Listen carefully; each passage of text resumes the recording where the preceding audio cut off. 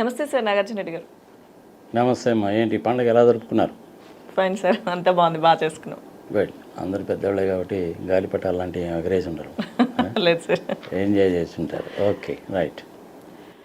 Sir ఇవాళ కొన్ని sections గురించి, ముఖ్యంగా 17A గురించి మీ ద్వారా తెలుసుకోవాలి సార్. ఈరోజు సుప్రీంకోర్టులో వచ్చిన జడ్జిమెంట్ విషయం కానీ, సో ముఖ్యంగా సార్ కొన్ని ఏంటంటే స్కిల్ స్కామ్ కేసు అనేది అందరూ చంద్రబాబు నాయుడు అరెస్ట్ దగ్గర నుంచి కొన్ని సెక్షన్లు ఎక్కువగా జనాలకి ఎక్కువగా అవి తెలిసింది కూడా అప్పుడే చాలామంది. 409 కానీ 120B కానీ, ముఖ్యంగా 17A ఏంటి సార్ అసలు ఈ సెక్షన్లు? ముందుగా 17A అంటే ఏంటి సార్, దాని పూర్వాపరాల గురించి చెప్పండి సార్. ఇప్పుడు సుప్రీంకోర్టు జడ్జిమెంట్ కూడా దాని మీదనే కదా. అవును సార్. 17A అనేటువంటిది ప్రివెన్షన్ ఆఫ్ కరప్షన్ యాక్ట్. అది ఎప్పుడో 1986లోనో ఎప్పుడో పాస్ చేశారు దాన్ని పార్లమెంట్లో. 2018లో మళ్ళీ దాన్ని అమెండ్ చేశారు. యాక్ట్ని అమెండ్ చేశారు.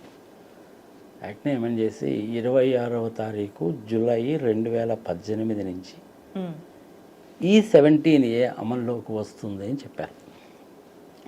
నార్మల్గా ప్రజలు కూడా తెలుసుకోవాల్సింది ఏంటంటే, సెంట్రల్ గవర్నమెంట్ వాళ్ళు ఏదైనా చట్టం కనుక పాస్ చేస్తే దేశం మొత్తానికి వర్తిస్తుంది. ఇంతకుముందు జమ్మూ కాశ్మీర్కి వర్తించేవి కావు కొన్ని చట్టాలు. అందుకని ప్రతి చట్టం కూడా కింద బ్రాకెట్లో ఏం రాసేవారంటే not applicable to Jammu and Kashmir అని రాసేవాడు. అది ఇప్పుడు లేదు, పోయింది. 370, 35A ఆర్టికల్స్ రాజ్యాంగంలో ఉన్న వాటిని రద్దు చేసిన తర్వాత అసలు పోయింది. ఇప్పుడు ఈ 17A ఏం చెప్తుంది అంటే, ఒక నీతిపరుడు, నిజాయితీపరుడు, మీరు నేను పన్నుల రూపంలో కట్టినటువంటి ప్రతి ఒక్క రూపాయిని కూడా సద్వినియోగం చేసేటువంటి వ్యక్తి, నిలుపుగా నిదానంగా నిబద్ధతగా ఉండేటువంటి వ్యక్తి, తాను ప్రమాణ స్వీకారం చేస్తున్నప్పుడు ఎమ్మెల్యేగా కానీ మినిస్టర్గా కానీ చీఫ్ మినిస్టర్గా కానీ ప్రమాణ స్వీకారం చేస్తున్నప్పుడు లోక్సభలో కానీ అసెంబ్లీలో కానీ ఎక్కడైనా సరే దానికి నేను లోబడి ఉంటాను అని ప్రమాణం చేసి ఆ పదవిలోకి వచ్చిన తర్వాత వాళ్ళంతా చక్కగానే చేస్తున్నారు. కానీ సమాజంలో అవినీతి పరులు కూడా ఉంటారుగా. ఆ అవినీతి పరులకి వీళ్ళు అడ్డం వస్తున్నారు అన్నటువంటి ఉద్దేశంతో వాళ్ళ మీద అనవసరంగా కేసులు పెట్టడం మొదలుపెట్టారు. వీడు ఇతను మమ్మల్ని లంచాలు డిమాండ్ చేశాడని, 5-6 నెలలు ఏ సంగతి తేల్చడం లేదని, పనికి మాలిన కొర్రీస్ అని పెడుతున్నాడని, ఇలాగా కేసులు పెట్టడం మొదలుపెట్టారు. కేసులు పెడితే కోర్టుకు వెళ్ళి వీళ్ళు అటెండ్ కావాలి. వీళ్ళు ఆఫీసులో కూర్చొని సెక్రటేరియట్లో పనే చేసుకుంటారా? కాన్స్టిట్యున్సీలో ప్రజల మధ్యలో తిరుగుతారా? మినిస్టర్లుగా క్యాబినెట్ మీటింగ్లకు అటెండ్ అయ్యి నిర్ణయాలే తీసుకుంటారా? కోర్టు కేసులు అటెండ్ అవుతారా? అందుకని ఏం చేశారంటే, అలాంటి వాళ్ళకి రక్షణ కల్పించడానికి, గుర్తుపెట్టుకోవాలి, రక్షణ కల్పించడానికి కోసం అని చెప్పి 17A పెట్టారు. ఈ 17Aలో మొత్తం అంతా కూడా కలిపి ఒక ½ పేజీ కూడా ఉండదమ్మా. సెక్షన్ సబ్సెక్షన్ 1, 2, 3, దాని కింద ప్రొవిజో 1, ప్రొవిజో 2, దాని కింద ఎక్స్ప్లెనేషన్ 1, ఎక్స్ప్లెనేషన్ 2, అంతా కలిపి ½ పేజీ ఉండదు. అందులో చెప్పింది ఏంటంటే,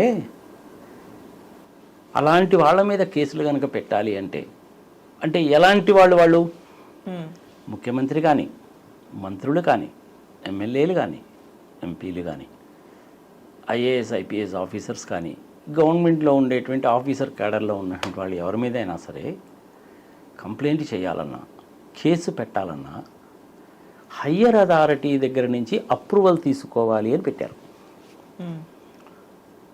ఇప్పుడు ఒక చీఫ్ సెక్రటరీ మీద కనుక కేసు కనుక ఫైల్ చేయాలి అంటే ముఖ్యమంత్రి గారి దగ్గర పర్మిషన్ తీసుకోవాలి. మినిస్టర్ మీద కనుక పెట్టాలంటే ముఖ్యమంత్రి దగ్గర పర్మిషన్ తీసుకోవాలి. అదేవిధంగా ఒక జాయింట్ డైరెక్టర్ మీద కనుక కేసు కనుక పెట్టాలంటే అడిషనల్ డైరెక్టర్ మీద కానీ అడిషనల్ కమిషనర్ దగ్గర కానీ అప్రూవల్ తీసుకోవాలి అని చెప్పి పెట్టారు. మరి ముఖ్యమంత్రి మీద పెట్టాలంటే ఎవరి దగ్గర తీసుకోవాలి? గవర్నర్ దగ్గర తీసుకోవాలి అని యాక్ట్లో ఎక్కడా క్లియర్గా చెప్పలేదమ్మా. ఇది ప్రజలు గమనించాలి. ముఖ్యమంత్రి ఎవరికి రిపోర్ట్ చేస్తారు? మంత్రులందరూ ముఖ్యమంత్రికి రిపోర్ట్ చేస్తారు. చీఫ్ సెక్రటరీ ముఖ్యమంత్రికి రిపోర్ట్ చేస్తాడు. కింద ఉండేటువంటి వాళ్ళందరూ చీఫ్ సెక్రటరీకి రిపోర్ట్ చేస్తారు. ఇది కదా హైరార్కీ. మరి ముఖ్యమంత్రి మీద కనుక పెట్టాలంటే గవర్నర్ గారి దగ్గర అప్రూవల్ తీసుకోవాలి అని యాక్ట్లో చెప్పలా. ఇంటర్ప్రిటేషన్ మాత్రమే అది. హయ్యర్ అథారిటీ అన్నారు కాబట్టి governor is the higher authority. Approval తీసుకోకుండా చంద్రబాబు నాయుడు మీద కేసు పెట్టి అరెస్ట్ చేసి 52 రోజులు జైల్లో ఉంచారనేటువంటిది కేసు. దీనికి సంబంధించినటువంటి కేసెస్ ఇంకా చాలా కూడా వచ్చాయి. కర్ణాటక హైకోర్టులో వచ్చాయి, కొన్ని ఢిల్లీలో వచ్చాయి, వెస్ట్ బెంగాల్లో వచ్చాయి, అన్నీ వచ్చాయి. అయితే ఇందులో క్లారిటీ లేనిది ఎక్కడ అంటే గవర్నర్ అనేటువంటి పదాన్ని ఉపయోగించలేదు. ఇదొకటి. ఓకే, గవర్నర్ దగ్గర అప్రూవల్ తీసుకోవాలి, రెండు కాంట్రవర్షియే. మరి అవినీతి జరిగినప్పుడు కూడాను ఇది అప్లై అవుతుందా, ఆ విషయంలో క్లారిటీ లేదు. అంటే యాక్ట్లో ఏం రాసి ఉండాలి?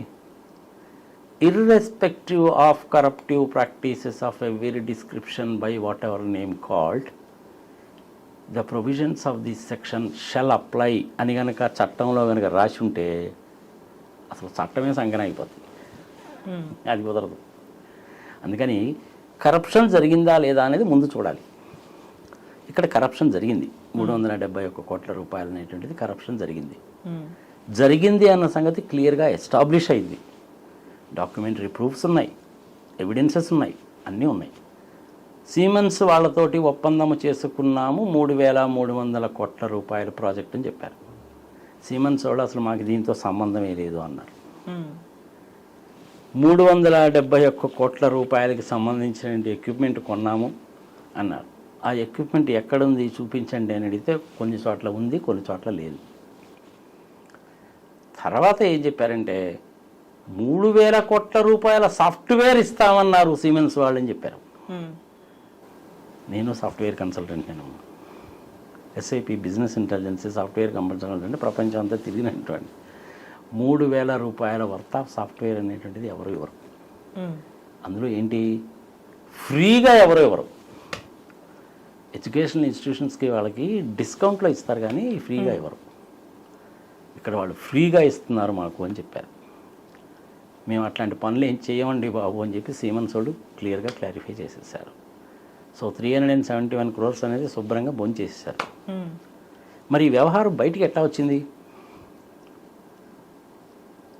బాంబేలో ఉన్నటువంటి GST వాళ్ళు మొట్టమొదటిసారిగా దీన్ని బయటికి తీసుకొచ్చారు. వాళ్ళు ఏం చేశారంటే చాలా సబ్సిడరీ కంపెనీస్ పెట్టారు. ఒక్కొక్క కంపెనీకి ఒక్కొక్క రకమైన పని ఇచ్చేటట్టుగా కంపెనీలు పెట్టారు. ఆ కంపెనీలకి ఏంటంటే 40 లక్షలు కానీ అంతకంటే తక్కువ కానీ టర్న్ ఓవర్ కనుక ఉన్నట్లయితే GST రిటర్న్స్ కానీ అవి కానీ ఫైల్ చేసే పని ఉండదు. అట్లాంటి కంపెనీస్ పెట్టి 1 కోటి 2 కోట్లు 3 కోట్లు 5 కోట్లు ఆ కంపెనీలకి ఇచ్చారు. వాళ్ళు GST రిటర్న్స్ ఫైల్ చేసుకున్నారు. GST రిటర్న్ కనుక ఫైల్ కనుక చేయాలంటే నీకు Form 3 అనేటువంటిది ఒకటి చాలా బేసిక్ థింగ్ అనమాట. Form 3B అంటారు. Form 1, 2, 3B, 4, 5, 6, 7 అని GSTలో ఫామ్స్ ఉంటాయి. ఆ ఫామ్స్ ఫిలప్ చేసి వాళ్ళకి సబ్మిట్ చేయాలి. వాళ్ళకి సబ్మిట్ చేసినప్పుడు వాళ్ళకి తేడాలు కనపడుతున్నాయి. వీడు పలానోడి దగ్గర మెటీరియల్ కొన్నానన్నాడు, బాగానే ఉంది, వాడి GST నెంబర్ కనపడుతుంది. వీడు పలానోడికి ఇచ్చానన్నాడు, GST నెంబర్ వేసాడు, కానీ దానికి దీనికి వాల్యూలో తేడా ఉందే.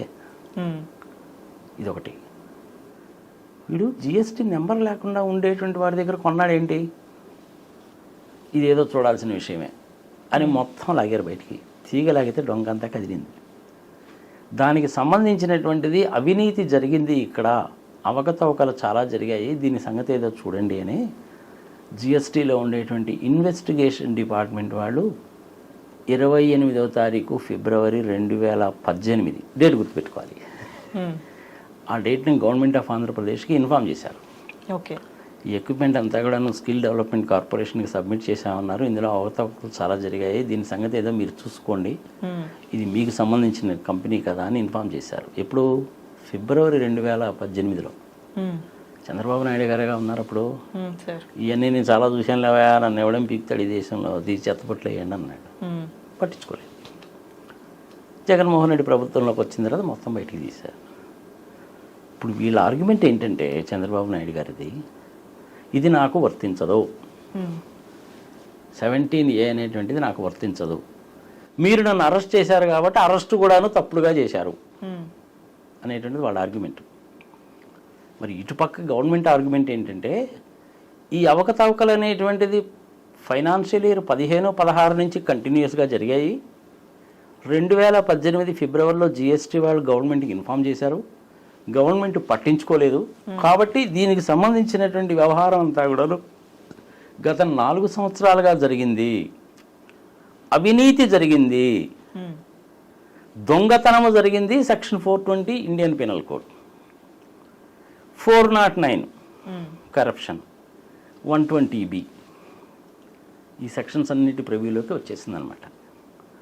అందుకని ఇది ఎప్పుడో జరిగింది కాబట్టి 26 జూలై 2018 కంటే ముందు జరిగిన వ్యవహారం కాబట్టి ఈ సెక్షన్ 17A అనేటువంటిది చంద్రబాబు నాయుడు గారికి అప్లై కాదు అనేటువంటిది వీళ్ళ వాదన. అది ఏసీబీ కోర్టులో కొట్టేశారు. క్వాష్ పిటిషన్ ఫైల్ చేశారు. అసలు యాక్చువల్గా ఏసీబీ కోర్టులో క్వాష్ పిటిషన్ కొట్టేస్తూ మీరు జైలుకి వెళ్ళక తప్పదండి అని రాజమండ్రి సెంట్రల్ జైలుకి రిమాండ్కి పంపించారు. వీళ్ళు హైకోర్టుకి వెళ్ళారు. మొత్తం డాక్యుమెంట్స్ అన్నీ 4000 పేజీల డాక్యుమెంట్స్, ప్రూఫ్లు అన్నీ కూడా సబ్మిట్ చేస్తే అక్కడ ఉండేటువంటి జడ్జెస్ కూడా అన్నీ పరిశీలించి 40 పేజీల రిపోర్టు 37 పాయింట్లతోటి జడ్జిమెంట్ ఇస్తూ మీరు క్వాష్ పిటిషన్ చేయమని చెప్పి అప్లై చేశారు, మా దగ్గరికి వచ్చారు, ఈ కేసుని క్వాష్ చేయడానికి వీలు లేదు, ఇందులో అవినీతి జరిగింది, ప్రూఫ్స్ ఉన్నాయి, డాక్యుమెంటరీ ఎవిడెన్సెస్ ఉన్నాయి. కొంతమంది వాళ్ళకై వాళ్ళే ముందుకు వచ్చి లొంగిపోయారు కూడా. అందుకని మీ క్వాష్ పిటిషన్ని మేము డిస్మిస్ చేస్తున్నాం అన్నారు. అప్పుడు సుప్రీంకోర్టుకి వెళ్ళారు. సుప్రీంకోర్టులో వాదోపవాదనలన్నీ జరిగాయి. మేము జడ్జిమెంట్ని రిజర్వ్ చేస్తున్నాము అని చెప్పారు. ఆ జడ్జిమెంట్ అనేటువంటిది వాళ్ళు వచ్చింది. మరి దీనికంటే ముందు జరిగినటువంటిది ఏంటి? మనం కూడా చాలా వీడియోలు చేశాం. అంటే మరి మీరు లేరనుకుంటున్నప్పుడు ఐ థింక్ ప్రశాంతి నేను కలిసి చేసినట్టున్నాం. ఎప్పటి నుంచి? 2వ తారీఖు సెప్టెంబరు 2023 నుంచి చేశాం. డేట్తో సహా చెప్తున్నాను నేను. అందులో ఇన్కమ్ ట్యాక్స్ డిపార్ట్మెంట్ వాళ్ళు 118 కోట్ల రూపాయలకి ఇచ్చినటువంటి దాని గురించి డీటెయిల్గా చెప్పాము. ఇంచుమించుకు 2 లక్షల మంది చూశారు. ఓకే. అదే సందర్భంలో పవన్ కళ్యాణ్ గారు ఇమీడియట్గా బయటకు వచ్చి నానాగోలా చేశాడు, దాని మీద చేశాము, అది కూడాను 1.5 మంది దాకా చూశారు. వేరే వేరే ఛానల్స్లో కాకుండా ప్రత్యేకంగా మీ ఛానల్లో కానీ, పీడీటీవీలో కానీ, సాక్షిలో కానీ వేరే వాళ్ళు అడిగినప్పుడంతా కూడా మొదటి నుంచి కూడా నా స్టాండ్ ఒకటే, అరెస్టు చేయడం అనేటువంటిది తప్పు కాదు. ఇవాళ సుప్రీంకోర్టు వాళ్ళు కూడా అదే చెప్పారు. కంటిన్యూ చేయండి ఇన్వెస్టిగేషను, సుప్రీంకోర్టు వాళ్ళు కూడా ఇవాళ అదే చెప్పారు. 17A అప్లై అవుతుందా కాదా అనేటువంటి విషయంలో ఇద్దరు జడ్జిల్లో భిన్నాభిప్రాయాలు ఉన్నాయి. అందుకని వాళ్ళు ఏం చేశారంటే ఆ భిన్నాభిప్రాయాలు ఉన్నాయి కాబట్టి ఎవరు చెప్పాల్సింది వాళ్ళు చెప్పి చంద్రచూడ్ గారి టేబుల్ మీదకు పంపించారు దాన్ని. మరి ఇప్పుడు పర్యవసానం ఏంటి? చంద్రచూడ్ గారితో కూడినటువంటి 3 జడ్జిల ధర్మాసనం ఈ కేసును టేకప్ చేస్తుందా? 5 జడ్జిలతో ధర్మాసనాన్ని ఏర్పాటు చేసి కేసును టేకప్ చేస్తారా? 7 జడ్జిలతో టేకప్ చేస్తారా? సుప్రీంకోర్టుకి కేసెస్ వెళ్ళినప్పుడు ఏంటంటే మ్యాక్సిమం 13 మెంబర్స్ ఉంటారమ్మా. ఓకే. కొన్ని కేసెస్లో ఉంటాయి. ఇప్పుడు కేశవానంద భారతి కేసు కానివ్వండి, ఎస్ఆర్ బొమ్మాయి కేసు కానివ్వండి, 11 మంది 13 మందితో కూడా జడ్జిమెంట్ ఇచ్చిన రోజులు ఉన్నాయి. మన అయోధ్య కేసుకు సంబంధించింది 75 సంవత్సరాలు నలిగి చివరికి అది డిసైడ్ అయిపోయింది. రేపు 22వ తారీఖు రామ మందిరం కూడా కడుతున్నారు.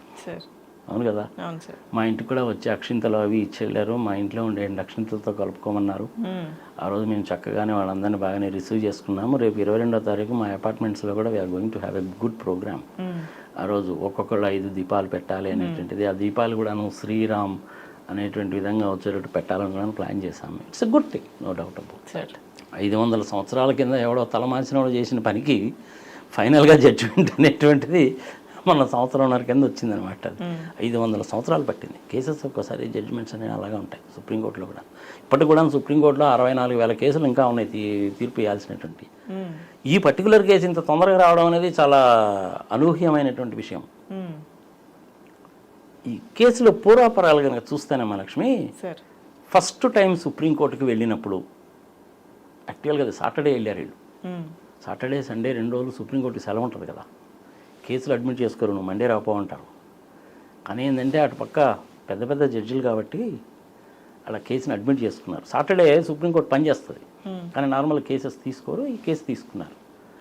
చంద్రచూడ్ గారిని మధ్యలో మన లూద్రా గారు కలిసినప్పుడు ఏదా దీనికోసం అనవసరంగా నీకు కావాల్సింది ఏంటి, నీకు బెయిల్ కావాలి అంతే కదా, బెయిల్కి అప్లై చేసుకుంటూ వచ్చేది కదా, ఏంది 17 years అని డైరెక్ట్గానో ఇండైరెక్ట్గానో చిన్న హింట్ ఇచ్చి వదిలేశాడు ఆయన. ఓకే. దాని తర్వాత ఇద్దరు జడ్జిలతో కూడిన ధర్మాసనాన్ని వేశారు. వాళ్ళిద్దరు కూడాను కంప్లీట్గా హియరింగ్స్ అన్ని విన్నారు, జడ్జిమెంట్ని రిజర్వ్ చేశారు. ఇవాళ జడ్జిమెంట్ వచ్చింది. ఇది ఫైనల్ జడ్జిమెంటా? కాదు సార్. మరి ఫైనల్ జడ్జిమెంట్ ఎప్పుడు వస్తుంది? అదే సార్, ఇప్పుడు మీరు కొన్ని ఎగ్జాంపుల్స్ చెప్పారు. సో దీన్ని బట్టి వీటిని బట్టి చూసుకుంటే ఎప్పటికి వచ్చే అవకాశం ఉంటుంది సార్? మరి ముందు ఇంకా చెప్పలేము. ఎందుకంటే ఈ ఒక్క కేసే కాదు కదమ్మా. మన ప్రశాంత్ భూషణ్ గారు ఆయన కూడా సీనియర్ అడ్వకేట్ కదా. అంటే ఏంది, రామ్ జెత్మలాని లాంటి వాళ్ళను, నరిమన్ లాంటి వాళ్ళు అనమాట. ఈ చంద్రచూడ్ గారి ఫాదర్ కూడా ఇంతకుముందు సుప్రీంకోర్టుకి చీఫ్ జస్టిస్గా చేశాడు ఆయన కూడా. అలాంటి వాళ్ళకి సరితూగేటువంటి వ్యక్తి ఆయన. హరీష్ రాల్వేకి వాళ్ళతో సరితూగేటువంటి వ్యక్తి. ఆయన ఏం చేశాడంటే అసలు 17A అనేటువంటిది రాజ్యాంగానికి విరుద్ధంగా ఉంది కాబట్టి అసలు ఈ సెక్షన్నే కొట్టేయాలి అని ఆయన ఒక కేసు పెట్టారు. ఆ కేసు కూడా ఉంది. ఇప్పుడు వీళ్ళు పెట్టినటువంటిది దానికి సంబంధించిందేగా. ఆయనేమో 17A అసలు రాజ్యాంగ విరుద్ధం అన్నాడు, వీళ్ళేమో 17A మాకు అప్లై కాదంటారు. ఇదే కదా సార్. సో అందుకని ఈ కేసును తీసుకెళ్ళి ఆ కేసుతోటి లింక్ చేసి 3 కానీ 5 కానీ మ్యాక్సిమం 7 కానీ కూడినటువంటి ధర్మాసనానికి రిఫర్ చేస్తారు. వాళ్ళు డిసైడ్ చేయాలి ఫైనల్గా. మరి ఆ డెసిషన్ ఎలా ఉంటుంది అంటే నాకు తెలిసినంత వరకు 17A అనేటువంటిది మంచి సెక్షనే. నీతిపరులు, నిజాయితీ పరులు వాడిని ప్రొటెక్ట్ చేయడానికి ఇచ్చినటువంటి సెక్షన్. ఆ సెక్షన్ని ఆల్టుగెదర్ రాజ్యాంగ విరుద్ధము రద్దు చేయాలి అని ప్రశాంత్ భూషణ్ గారు పెట్టినటువంటి కేసు వాదనకి ఒప్పుకొని నిజంగానే 17A తీసేశారనుకోండి, ఇక బాబు గారి విషయంలో ప్రాబ్లమే లేదు. ఆయన మళ్ళీ జైలుకి వెళ్ళాల్సిన పరిస్థితి వచ్చినా వస్తుంది. ఒకవేళ 17A అనేటువంటిది రాజ్యాంగ విరుద్ధం కాదు, కరెక్టే అని కనుక అనుకుంటే అప్పుడు 409, 420, 120B ఎనిహో ఉన్నాయి. అప్పుడైనా కానీ తప్పదు, ఎలాగైనా కానీ వ్యవహారం మటుకు తప్పదు. ఓకే. ఇంకొక పాయింట్ ఏంటంటే గవర్నర్ అప్రూవల్ తీసుకోవాలి అని కదా వాదన. సార్ అదే సెక్షన్లో ఏం చెప్పారంటే కొన్ని అనివార్యమైనటువంటి పరిస్థితుల మూలకంగా గవర్నర్ గారి దగ్గర కానీ, చీఫ్ మినిస్టర్ దగ్గర కానీ, చీఫ్ సెక్రటరీ దగ్గర కానీ అప్రూవల్ తీసుకోకుండా కనుక ఇన్వెస్టిగేట్ చేసినట్లయితే అది అవినీతికి సంబంధించినటువంటి కేసు అయితే డాక్యుమెంటరీ ఎవిడెన్సెస్, ప్రూఫ్స్ కనుక ఉన్నట్లు కనుకైతే దానికి అప్లై కాదు. ఓకే. అటువంటి పరిస్థితుల్లో కూడాను 4 నెలలు టైం ఇచ్చారు తీసుకోవడానికి. ఎప్పుడైతే ఈ కేసు అనేటువంటిది ఏసీబీ కోర్టు దగ్గరికి వచ్చిందో వీళ్ళు మొదటి నుంచి వాదిస్తున్నటువంటి వాదన ఏంటి, గవర్నర్ గారు అప్రూవల్ లేదని కదా. ఎందుకైనా మంచిది, అప్పుడు తీసుకోలేదేమో అనుకుంటారు, ఇప్పుడు ఆల్రెడీ తీసుకొని ఉండుంటారు. తీసుకున్నారా లేదా అన్న సంగతి మనకు తెలియదు. అక్కడ ఉన్నటువంటి గవర్నర్ ఏం సామాన్యమైన వ్యక్తి కాదుగా. ఆయన ఇంతకుముందు సుప్రీంకోర్టులో జడ్జిగా పనిచేసినటువంటి వాడే, ఆయనకి తెలుసు. ఈ కేసులో ముచ్చటగా కనుక చెప్పాలంటే మధుర్గా, కరప్షన్ జరిగిన మాట వాస్తవము, ప్రజల సొమ్ము దుర్వినియోగం జరిగిన మాట వాస్తవము, శిక్షార్హుడు, గవర్నర్ గారి అప్రూవల్ లేదు అనేటువంటిది సిల్లీ రీజన్. సుప్రీంకోర్టు వాళ్ళు కూడాను వాళ్ళ వాదోపవాదనలు వినేటప్పుడు ఆ జడ్జెస్ కూడా అదే రైజ్ చేశారు. గవర్నర్ అప్రూవల్ లేదు, అరెస్ట్ చేశారు, క్వాష్ చేసేయండి అంటారు మీరు. కరప్షన్ జరిగిందని చెప్పి క్లియర్గా తెలుస్తుంటే కరప్షన్ చేసిన వ్యక్తిని వదిలేయాలా అని ఆ జడ్జిలే అడిగారు. గవర్నర్ అప్రూవల్ లేకపోతే 4 నెలల్లో తీసుకుంటారండి అని వాళ్ళే చెప్పారు. ఇప్పుడు జడ్జిమెంట్ వాదోపవాదనలు జరుగుతున్నప్పుడు వాళ్ళే హింట్స్ ఇచ్చారు already. That it self is more than sufficient. ఇంకేం కావాలి అంతకంటే? అంటే వ్యవహారం అనేది అప్పుడే తేలిపోయింది, రిజర్వ్లో పెట్టారు అంతే, దట్స్ ఆల్. ఓకే. నార్మల్గా ఇలాంటి వాటిలో ఏం చేస్తారంటే, అయోధ్య విషయమే తీసుకుందాము, వాదోపవాదనలు అన్నీ అయిపోయిన తర్వాత ఇక మేము ఎటువంటి వాదనలు ఎవరి పక్షంలో కూడా వినము, ఒక్క 3 రోజులు టైం ఇస్తున్నాము, మీరు ఏదైనా చెప్పదలుచుకుంటే రైటింగ్లో ఇవ్వండి అంటారు. అది కూడా చాలా రేర్ కేసెస్లో ఇస్తారమ్మా. అయోధ్య కేసులో అదే జరిగింది. ఇక్కడ ఈ కేసులో ఏంటంటే ఆ ఆప్షన్ కూడా ఇవ్వలేదు. వాదోపవాదనలు ముగిసిపోయాయి, జడ్జిమెంట్ని రిజర్వ్ చేసి పెడతాము, మేము వెల్లడిస్తాము అన్నారు. అదే ఈరోజు జడ్జిమెంట్ వచ్చింది. సార్ ఈరోజు వచ్చిన దానిలో కేంద్ర ప్రభుత్వ కేంద్రం జోక్యం అసలు ఏమన్నా ఉందా సార్? ఏందమ్మా మీరు కూడా మరి తెలియని వాళ్ళగా అడుగుతారు, నాకు అర్థం కాదు. ఎవడో కోన్కేసుగా గొట్టంగా అడిగినట్టు అడుగుతారు. మీరు కూడాను అలాగే కాస్త ఇన్ఫర్మేషన్ గ్యాదర్ చేస్తారు, మీ దగ్గర కూడా ఇన్ఫర్మేషన్ ఉంటుంది. కేంద్ర ప్రభుత్వానికి దీనికి ఏం సంబంధం ఉంటుందమ్మా? అంటే మోడీకి, అమిత్ షాకి వీళ్ళందరికీ ఏం పని పట్టలేదా ఏంది? సుప్రీంకోర్టులో వచ్చే ఇట్లాంటి కేసెస్ నుంచి పైనుంచి కింద వరకు చదివి మీరు ఏ విధంగా చెప్పండి అని చెప్పి జడ్జిలకు చెప్తారా? వాళ్ళు చెప్పినా కానీ జడ్జిలు వెంటనే తెలిసిన ఫస్ట్ ఆఫ్ ఆల్ జోక్యం చేసుకోరు అసలు. సుప్రీంకోర్టు దీంతో సంబంధం లేదు. అంటే అప్పుడు అసలు జైల్లో పెట్టడానికి కూడా కేంద్ర ప్రభుత్వం కారణం అని కొంతమంది, తర్వాత ఏమో ఆయన బెయిల్ రావడానికి కేంద్రం జోక్యం చేసుకు ఇలా రకరకాలు వచ్చాయి కదా సార్. ఇవన్నీ ఏదో పని బాట లేని వాళ్ళు చేసే పనులమ్మా. మన ఆంధ్రప్రదేశ్లో ఏంటంటే జర్నలిజాన్ని చంపేశారు. ఈ దిక్కుమాల టీవీ ఛానల్స్ ఏం పని బాట లేకుండా హాఫ్ నాలెడ్జ్ ఫెలోస్ని పిలిచి వాళ్ళ చేత ఇలాంటివన్నీ చెప్పిస్తూ ఉంటారు అన్నమాట. అంతేగాని సుప్రీంకోర్టు వ్యవహారానికి కేంద్రం జోక్యానికి సంబంధం ఉండదు కదా, ఎటువంటి సంబంధం ఉండదు. They don't interfere into these kind of things. కేంద్ర ప్రభుత్వం వాళ్ళు ఇంటర్ఫియర్ ఎప్పుడు అవుతారంటే కేసులు తొందరగా పరిష్కరించండి, ప్రజలు ఇబ్బంది పడుతున్నారని ఒక మాట చెప్తే చెప్తారు. అది ఎవరికి? చీఫ్ జస్టిస్కి చెప్తారు, లేదంటే జడ్జెస్ అందరినీ పిలిచి ఒక మీటింగ్ పెట్టి చెప్తారు. అది కూడా ఎవరు చెప్తారు? ప్రధానమంత్రి హోదాలో ఉండేవాళ్ళే చెప్తారు. లేకపోతే ఆయన డెలిగేట్ చేస్తే కనుక లా మినిస్టర్ చెప్తాడు. నెంబర్ ఆఫ్ జడ్జెస్ని అపాయింట్ చేయడంలో కేంద్ర ప్రభుత్వం వాళ్ళు జోక్యం ఉంటుంది. కేంద్ర ప్రభుత్వం వాళ్ళు అపాయింట్ చేస్తారు. అది కూడా ఏంది? కొలీజియం ఉంది కదా వీళ్ళకి. కొలీజియం వాళ్ళు నేమ్స్ రిఫర్ చేసి పంపిస్తారు వాళ్ళకి. అందులో వాళ్ళు టిక్ మార్క్స్ పెట్టి వీళ్ళని అపాయింట్ చేయండి అంటారు. అది హైకోర్టులో కానీ సుప్రీంకోర్టులో కానీ.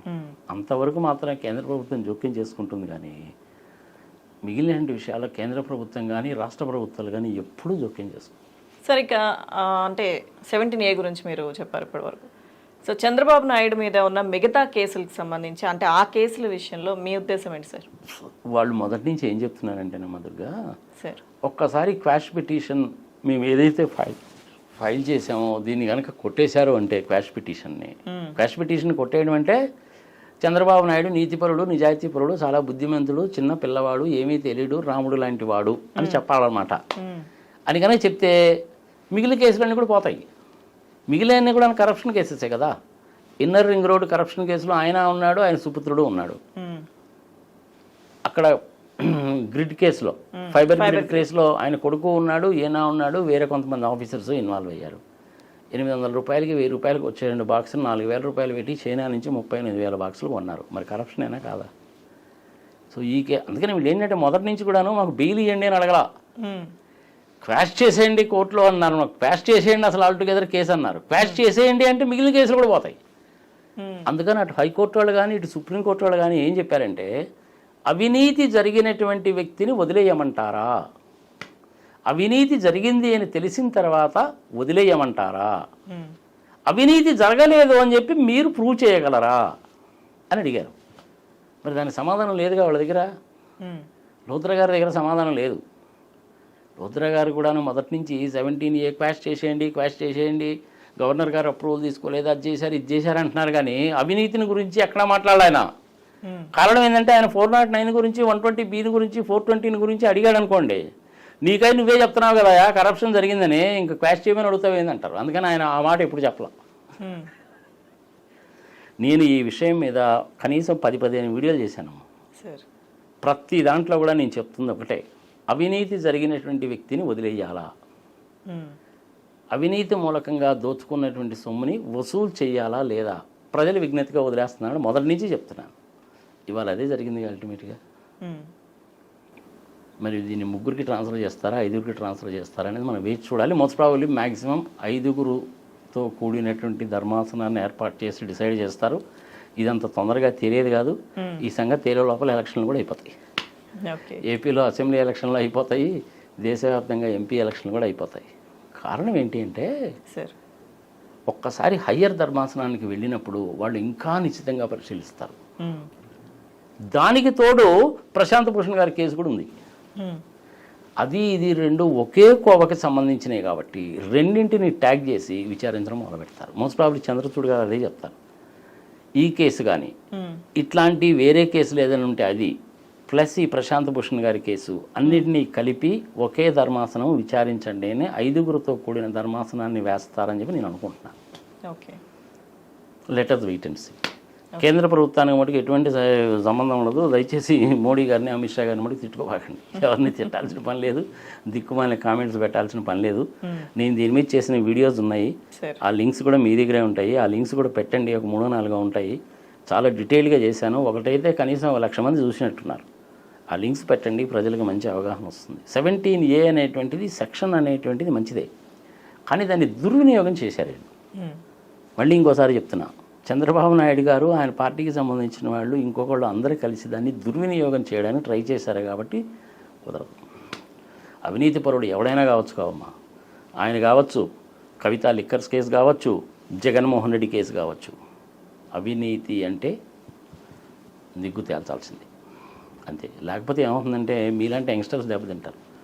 ఇట్లా ప్రతోడు వచ్చేసి గవర్నర్ గారు అప్రూవల్ లేదు కాబట్టి నన్ను ఎవడేం చేయకలేదులే, నన్ను ఎవడేం చేయలేదులే, అవినీతి చేసుకుంటూ పోతే మీరు కట్టినటువంటి ట్యాక్సులు మీ శ్రమ అంతా కూడాను కొంతమందికి దోచిపెట్టినట్టు అయిపోవడంలో ప్రజల విజ్ఞతకు వదిలేద్దాం. ఇటువంటి వాళ్ళని మటుకు శిక్షించి తీరాల్సింది. ఈవెన్ రామోజీరావు గారి విషయంలో కూడా అంతే. ఆ కేసు కూడా ఇప్పుడు సుప్రీంకోర్టులోనే ఉందిగా, సమయ సందర్భం వచ్చింది కాబట్టి చెప్తున్నా. 2650 కోట్ల రూపాయలు మీలాంటి వాళ్ళ దగ్గర నాలాంటి వాళ్ళ దగ్గర తీసుకున్నాడు. లెక్క అడిగితే నువ్వెవడు నన్ను అడగడానికి అంటాడు. 17 సంవత్సరాల నుంచి కేసు నడుస్తుంది, ఇంతవరకు డిసైడ్ కాల. మొన్న సుప్రీంకోర్టు వాళ్ళు గట్టిగానే చెప్పారు, నువ్వు ఎవరి దగ్గర తీసుకున్నావు, ఎప్పుడు తీసుకున్నావు, ఎంత తీసుకున్నావు, ఏ టర్మ్స్ అండ్ కండిషన్స్ మీద తీసుకున్నావో చెప్పు.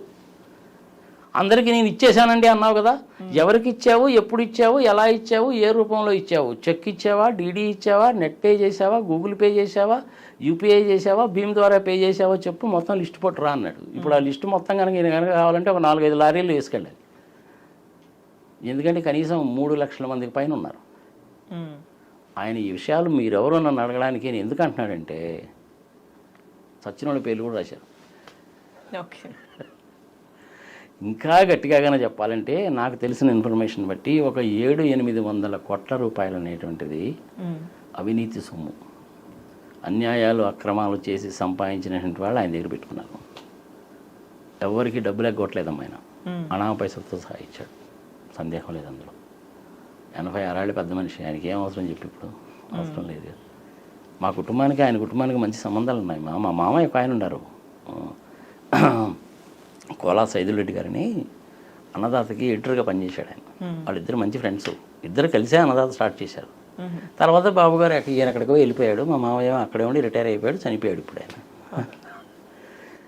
బ్రహ్మాయణ కంపెనీలో నేనున్నప్పుడు మార్గదర్శి ఫైనాన్షియల్స్, ప్రియా పచ్చళ్ళు, డాల్ఫిన్ హోటళ్ళు, వీటన్నిటికీ మేము ఆడిట్కి వెళ్ళేవాళ్ళం. ఆడిట్కి వెళ్ళినప్పుడు చూసేవాళ్ళం మేము వ్యవహారాలు అన్నీ కూడా ఎట్లెట్లా జరుగుతున్నాయి, ఏమిటి సంగతి సమాచారం చూసేవాళ్ళం మేము. ఒకసారి నిజంగా టర్మ్స్ అండ్ కండిషన్స్ కనుక చూస్తే వామ్మో చిట్టే కుదరా బాబు అని అనిపిస్తుంది మనకు. అట్లుంటాయి అనమాట టర్మ్స్ అండ్ కండిషన్స్, మధ్య మధ్యలో మార్చేస్తుంటారు కూడా.